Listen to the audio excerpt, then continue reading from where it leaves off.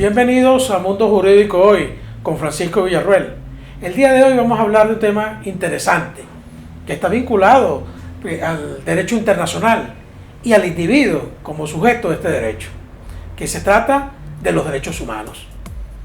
Dentro del marco del concierto de las naciones, en tanto que comunidad internacional, los sujetos originarios y que existieron hasta el advenimiento del siglo XX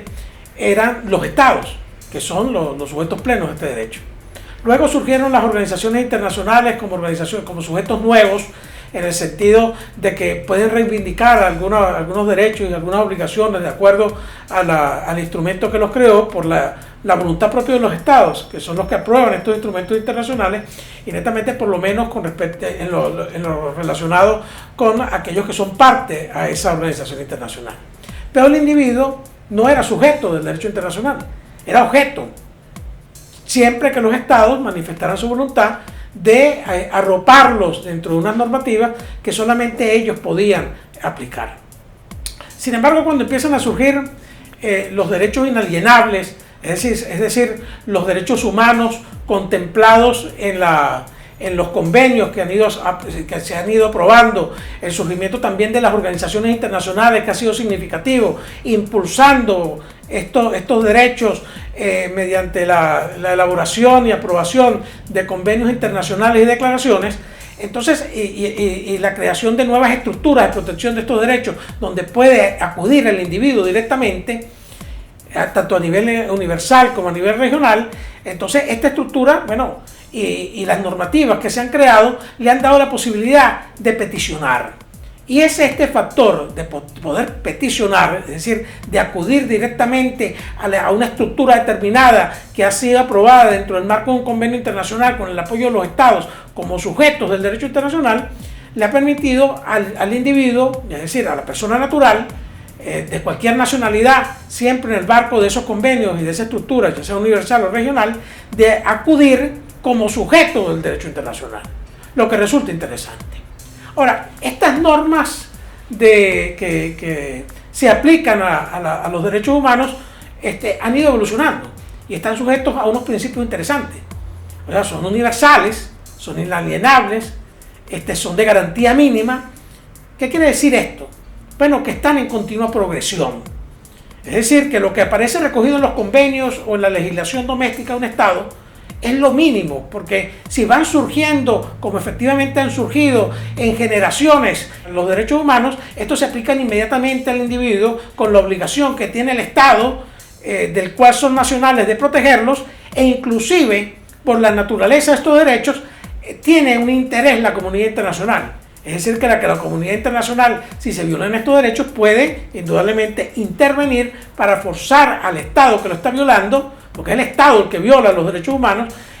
a que cese la violación y que traiga la consecuencia normalmente de volver al estado inicial en que esta violación había acontecido, y normalmente, como esto muchas veces no es posible, entonces que entre en juego la indemnización que sería reparatoria, es decir, el pago de una indemnización al individuo que ha sufrido esa violación de sus derechos humanos, o aquellos que le corresponde recogerla, si esto no es posible porque el individuo que se le ha violado ha desaparecido o ha fallecido como consecuencia de esa violación. Ahora, la estructura universal que surge como consecuencia de la Declaración Universal de los Derechos Humanos de 1948, que ya tenía también la declaración por parte de los países americanos, que fueron los primeros que reivindicaron también estos derechos en el mismo año, 1948, los pactos posteriores aprobados dentro del marco de la Organización de las Naciones Unidas en cuanto a los derechos civiles y políticos, los derechos sociales, económicos y culturales, nos permite evidenciar el interés de la comunidad internacional de acometerse a la protección de los derechos que son inherentes al individuo para que esto no sea violado. Muchas veces esto no es fácil, porque indudablemente no hay un órgano supranacional que imponga una sanción determinada que pueda forzar al Estado una conducta determinada. E inclusive cuando existe la estructura a nivel regional como pasa en los países latinoamericanos, que existe la comisión a partir de la declaración del 48 y la Corte a partir del convenio del 69, entonces vemos que muchas veces son inoperativas porque los estados o no han aprobado la creación de la Corte porque no se han incorporado ese instrumento, o aún aprobándolo no aceptan la jurisdicción porque no han manifestado su voluntad con respecto a eso. Y muchas veces simplemente tratan de que se cese esa protección separándose denunciando el instrumento e inclusive separándose de la organización. Sin embargo, sabemos que la protección de los derechos humanos no es más regional, sino que está enmarcada en una protección universal,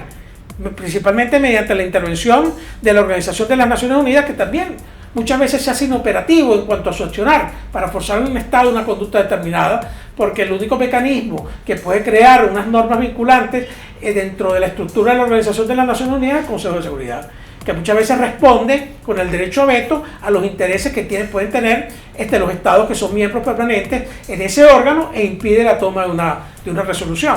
porque las decisiones que toma la Asamblea de la Organización de las Naciones Unidas no son vinculantes, tienen un efecto moral, pero la moralidad muchas veces no lleva al Estado a cometerse a una conducta que, a pesar de ser propia en derecho, bueno, no le interesa a la conducta que está realizando en ese momento determinado.